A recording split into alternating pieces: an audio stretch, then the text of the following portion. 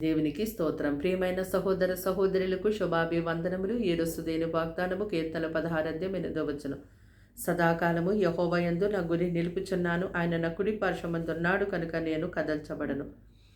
చూడండి, ప్రభువులో కొనసాగుతున్నటువంటి ప్రతి ఒక్కరు కూడా ప్రతిరోజు ప్రభుతో సహవాసం చేయవారుగా ఉండాలి. అంటే ప్రార్థించాలి. తప్పక దేవుని యొక్క వాక్యాన్ని ధ్యానించేవారుగా కూడా ఉండాలి. అప్పుడు మాత్రమే ప్రభువులో మనము జీవం కలిగిన వారిగా ఉండగలుగుతాము.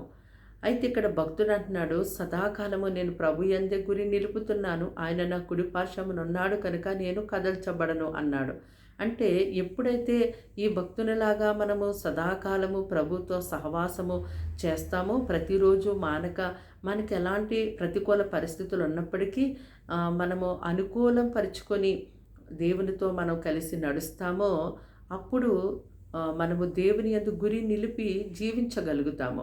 అంతేకాదు, ఆయన మన కుడి పార్శ్వమందు ఉండి మనల్ని ఎంతో గొప్పగా నడిపిస్తారు. మన యొక్క కష్టకాలమందు ఆయన మనల్ని ఒక తల్లి వలె తండ్రి వలె ఆదరించి ధైర్యపరిచి బలపరుస్తారు. అంతేకాదు, మన సమస్త విషయాల్లో కూడా దేవుని యొక్క హస్తం మనకి తోడై ఉండి మనల్ని నడిపిస్తుంది. అంతేకాదు, మనకి ఎదురయ్యే ప్రతి ఒక్క సాతాను పోరాటాలు ఏమైతే ఉంటాయో వాటన్నిటి నుండి దేవుడు మనల్ని తప్పిస్తాడు.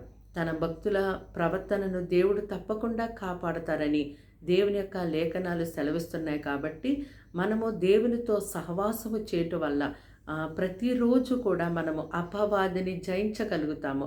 వాడు ఎంత బలముగా మన మీదకి వచ్చినప్పటికీ ఎలాంటి పరిస్థితుల్లో కూడా మనము అపవాదికి చోటు ఇవ్వకుండా బహు జ్ఞానముతో, బహు దైవ జ్ఞానముతో, బహు జాగ్రత్తగా మనం దేవుని కొరకు జీవించగలుగుతాం. కాబట్టి దేవుని ప్రజలైనటువంటి వారందరూ కూడా ప్రతిరోజు మనం దేవునితో సహవాసం చేయాలి.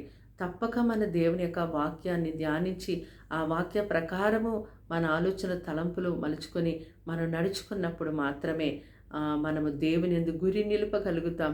అంతేకాదు, అపవాది యొక్క సమస్త అస్త్రములన్నిటినీ మనం తిప్పి కొట్టగలిగి దేవుని కొరకు బలమైనటువంటి ఒక సాక్షులుగా మనం ఈ లోకమందు జీవించగలుగుతాము. ప్రార్థన. దేవానికి వందనములు, స్తోత్రాలు, స్తుతులు చెల్లిస్తాం తండ్రి. మాటలు వింటున్న నీ బిడ్డల్ని మీ రక్తంతో కడిగి ముట్టి స్వస్థపరచండి. వారికి, వారింటి వారికి రక్షణ కలిగి చేతండి. వారి యొక్క కుటుంబంలో ఉన్న ప్రతి అవసరతను తీర్చండి, అక్కర తీర్చండి. అయ్యా, వారు ఎంత బాధ, దుఃఖము, వేదన కలిగి ఉన్నారో నువ్వు చూస్తున్నారు దేవుడు తండ్రి. అయ్యా, గొప్పగా తండ్రి వారికి సహాయం చేయండి ప్రభా. వారి రోగములన్నిటిని ముట్టి స్వస్థపరచండి దేవా. వారి వ్యాధులు, బాధల్లో తండ్రి నాయన ఎవరు విడిచినా నీ విడువని దేవుడు తండ్రి. అయ్యా, వారికి తోడయుండి కాచి కాపాడండి. నీ బిడ్డలను మీరు పోషించండి, వారి పిల్లల్ని పోషించండి. వారి ప్రతి ఒక్క అక్కర మీరు తీర్చండి.